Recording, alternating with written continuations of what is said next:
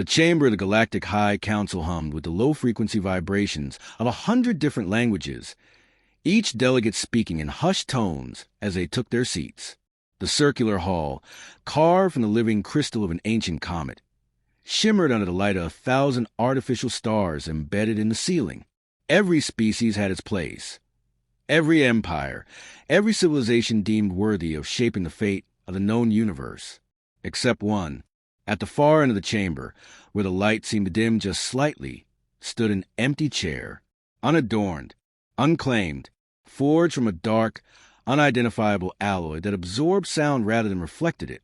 Earthseat, the Zorti Elder, his carapace glistening with bioluminescent sigils of office, cast a dismissive glance at the void where humanity should have been. Still nothing, he rumbled, mandibles clicking in amusement. The Vorix representative, a hulking mass of scarred flesh and reinforced bone grafts, snorted. Why would there be? Primitive mammals. They barely made it off their rock before the first wars tore them apart. A murmur of agreement rippled through the assembly. The official records listed humanity as a failed species, too divided, too violent, too weak to survive the greater galactic stage. They had been given no aid, no warnings, no hand to guide them. The Council had watched indifferent as Earth's nations burned themselves to ashes. And yet, the seat remained, a relic of an old treaty, a formality. No one had ever seen a human sit in it. No one ever expected to. Then the reports began. First, it was just whispers. A Vorix mining outpost gone silent. No distress call. No wreckage. Just gone. Then a trade route, patrolled by mercenary fleets, found littered with dead ships. Their crews still their stations, frozen in expressions of pure terror. No signs of battle. No energy signatures. Then came the derelict.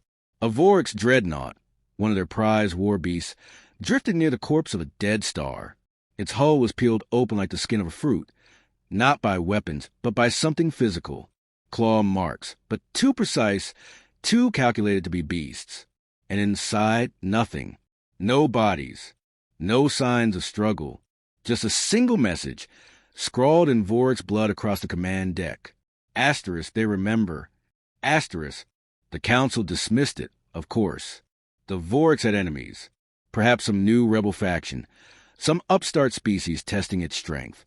But the Zorti Elder did not laugh this time.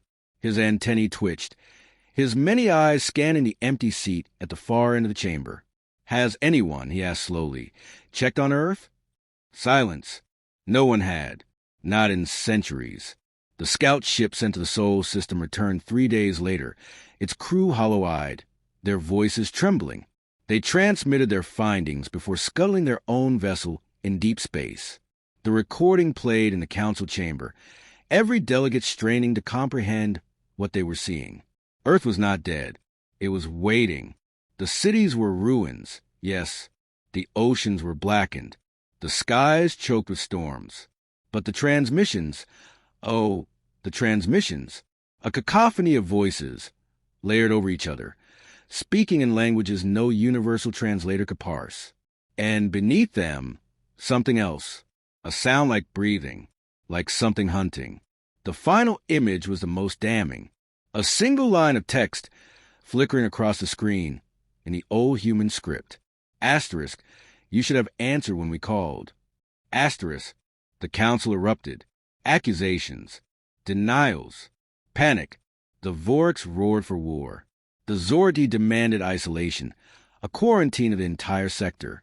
But one truth settled over them like a shroud. Earth's seat was not empty because humanity was gone. It was empty because they no longer needed it. And that thought terrified them more than any war ever could. The wreckage didn't make sense. That was the first thing the research team noted as they boarded the derelict Vorix warship, the Silent Maw. Its hull split open like a gutted animal. No blast scarring. No plasma burns. Just jagged, deliberate rends in the armor, as if something had chewed its way in. Senior Xenologist VRL of the Keldari Collective adjusted his atmospheric mask, his forehands trembling as he ran a scanner over the claw marks. These aren't weapons, he muttered. These are tools. His assistant, a young Jexian, recoiled from a dark smear on the bulkhead. Is that blood? Vorik's blood. VRL's voice was hollow. But no bodies. The deeper they went, the worse it got. Control panels had been dismantled, not destroyed, studied. Data cores were missing, surgically extracted. And then there were the messages, scratched into the walls. Etched into the metal was something sharp and patient. Asterisk, you were watched. Asterisk, asterisk, they learned. Asterisk, asterisk, we are coming. Asterisk, the team found the black box in the command nexus, half buried under a collapsed support beam. It was damaged, but not beyond recovery. When they played it back, the recording was mostly static. Screams, the wet crunch of bone, the sound of something moving in the dark. And then, clear as starlight, a human voice. Asterisk, coordinate September 22nd, 47. Tell them we remember. Asterisk, the research team didn't wait for orders. They fled. The coordinates led to a dead system on the edge of Vorik space. No planets, no stations, just a graveyard of ships. Dozens of them. Vorik's dreadnoughts, pirate sloops, even a Keldari scout vessel, reported missing 3 cycles prior. All of them torn apart in the same way. Hulls breached from the inside. Crews vanished. No signs of battle. The lead investigator, a grizzled Vorik's warlord named Krax, clenched his fist as he surveyed the carnage. This isn't war, he growled. This is butchery. Then the transmission came. No origin point. No ship signature. Just a burst of data across all frequencies, overriding every system in the fleet. A face filled the screens. Human, pale skin stretched too tight over sharp bones. Eyes black and depthless, reflecting no light. Lips parted in something that wasn't a smile. Asterisk, you shouldn't have come here. Asterisk, the connection severed. Every ship in the task force lost power at the same instant. Engines died. Lights flickered out. Life support stuttered. In the darkness, something moved. Krax was the only survivor. They found his cruiser drifting a week later, its hull intact but every system fried. He was alone on the bridge, strapped into his command throne, his body unharmed. His mind was not. He babbled in 3 different languages, clawing at his own face, screaming about the dark between the stars. When they restrained him, he kept repeating the same phrase, over and over, until they sedated him. Asterisk, they don't use ships anymore. Asterisk, the council convened an emergency session. The evidence was undeniable now. The recordings, the wreckage, Krax's ravings. The Zorati elder stood before the assembly, his carapace dull with stress. We were wrong, he admitted, the words like poison on his tongue. Humanity did not die. They changed. The Vorik's representative slammed a fist on the table. Into what? No one answered, because the truth was worse than any of them could voice. The humans had been abandoned, left to rot in their own wars, their own suffering, while the galaxy turned away. And instead of dying, they had adapted, evolved, become something that didn't need starships or diplomats or a seat at the table. Something that could slip between the cracks of reality itself. The Zordi elder looked at Earth's empty seat, his antennae drooping. We thought them beneath our notice, he whispered. Now they are beyond our understanding. The Vorik's homeworld went dark at 0437 Galactic Standard Time. No warning. No distress calls. One moment. The central comms hub was transmitting routine traffic updates. The next, silence. By the time the first scout drones reached the system, it was already over. The planet still turned. The city still stood. But the skies were empty of ships, the streets devoid of life. No bodies. No signs of struggle. Just absence. And the messages, etched into the sides of buildings, scraped across the surface of orbital platforms. The same phrase, repeated in 100 languages, both living and dead. Asterisk, you left us alone. Asterisk, the council watched the footage in stunned silence. Even the Vorik's representative, normally so loud, so brash, could only stare at the screens, his massive hands shaking. Then the transmission started. They came from everywhere and nowhere, bleeding through secure channels, overriding emergency frequencies. A human voice, calm and terrible, speaking in perfect galactic common. Asterisk, we remember every species that turned away, every ship that passed our dying world and did nothing. You thought us weak. You thought us broken. Asterisk, a pause. Then, softer. Asterisk, we learned from you. Asterisk, the signal cut. In the silence that followed, the Zorati elder did something no one had ever seen before. He begged. Show yourselves, he whispered, his voice cracking. Let us speak. Let us. The lights flickered. When they came back on, 7 delegates were gone. No struggle. No sound. Just empty chairs where the Trix, the Helm, and the Vorix had been sitting moments before. The chamber erupted into chaos. The attacks weren't random. They were surgical. Species that had ignored Earth's pleas fell first. The mercenary clans who'd raided human colony ships for sport. The traders who'd sold weapons to both sides of their wars, laughing as they burned. One by one, they vanished. No battles. No grand decorations. Just gone. The Jexian homeworld reported a single anomaly before their comms died. A shadow passing over their moon, darker than the void between stars. The Keldari outpost at the edge of the spiral arm sent back fragmented reports of something moving in the black, something that didn't reflect light or register on scanners. And always the same message, scratched into bulkheads, carved into the sides of mountains. Asterisk, we are the price of your indifference. Asterisk, the Council fractured. Some species barricaded their systems, sealing off jump routes with minefields and planetary shields. Others turned on each other, accusations flying like plasma fire. The Vorix, what few remained, gathered their remaining fleets in a last, desperate show of force. It lasted 6 hours. Survivors, those few who'd been on the periphery when it happened, spoke of ships going dark mid-battle, of entire battle groups dissolving into static before vanishing from scopes. And then the whispers, human voices, echoing through dead comms, speaking words that made even the bravest warriors claw their own ears to stop hearing them. The Zorati elder stood alone in the council chamber, staring at Earth's seat. It still looked empty. He knew better now. Show me, he whispered. The air rippled. Something stepped out of nothingness. A shape that hurt the eyes to look at, a silhouette that drank the light around it. The elder fell to his knees. You're not human anymore, he breathed. The shadow tilted its head.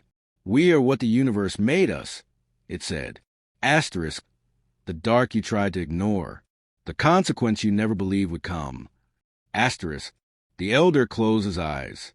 When he opened them, he was alone again. But the seat was no longer empty. Across the galaxy, the last transmission played on every screen, every comm, every device capable of receiving a signal. A human child's voice, singing a nursery rhyme in a dead language. The silence lasted 3 standard cycles.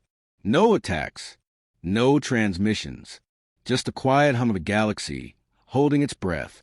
Then the first ships reappeared, derelicts from forgotten battles, drifting back into inhabited space with their hulls intact, but their crews missing. Scanners showed no life signs, yet the vessels moved with purpose, sliding between stars on impossible trajectories. On the bridge of the last Keldari warship, Commander Vera watched as one such ghost ship glided past, close enough to see the markings on its side. Human, pre-fall Terran script, faded but legible. UEF Theseus, a colony ship lost centuries ago during the Exodus Wars. Its airlocks hung open like wounds.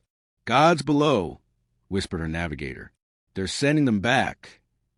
The council no longer met in person. Holographic projections flickered around the central chamber, delegates too frightened to leave their fortified worlds. The Zordi elder's image wavered as he spoke. They're not killing us anymore. The Vorix remnant projection glitched with static. Worse, they're teaching. Evidence mounted across 100 systems.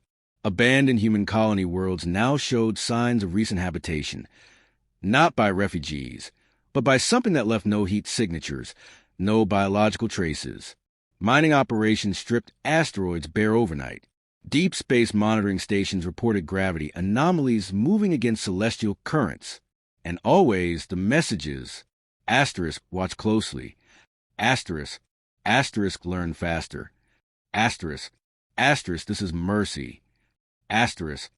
On the ice moon of XYRDH, a Jexian research team made the fatal mistake of investigating one such anomaly. They found a structure that hadn't been in the previous orbit, a perfect sphere of black stone floating 3 meters above the ice. No seams, no markings, just absolute darkness that swallowed their scanner beams whole. Team leader Crix extended a trembling manipulator limb. The sphere opened. What emerged wasn't human. Not anymore. It wore the approximate shape of one. 2 arms, 2 legs, a head, but its edges blurred like smoke, its surface drinking the light. When it spoke, the voice came from everywhere at once. Asterisk, you took 9 million lives from us during first contact. Asterisk, Crix's recorder captured every word as the thing stepped closer. Asterisk, we took 30 billion in return. And yet here you stand, unextinguished.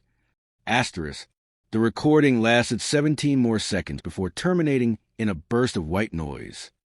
The Zordi Elder's private shuttle drifted through dead space when the engines failed. He didn't panic. He'd expected this. The figure appeared mid-cabin without transition, its form resolving from shadow. The Elder didn't reach for weapons. Instead, he activated a hologram, an ancient human woman speaking before some long-forgotten council. Asterisk, and if you abandon us now, remember this moment when the reckoning comes. Asterisk, the shadow tilted its head. You kept our archives, it observed. The Elder bowed his carapace. We kept everything. Every transmission. Every plea. Even the art. He gestured to another file, a child's drawing of Earth, salvaged from a derelict colony pod. Silence stretched between them. When the shadow moved again, it left something behind on the Elder's console, a data crystal humming with unknown energy. There are rules now, it said. Asterisk, study them. Asterisk, then it was gone. The crystal contained 3 simple edicts. 1. No species shall be abandoned. 2. No cry for help shall go unanswered. 3. The hungry dark remembers. 1 standard year later, the Galactic High Council reconvened in person for the first time. Delegates noted 2 changes.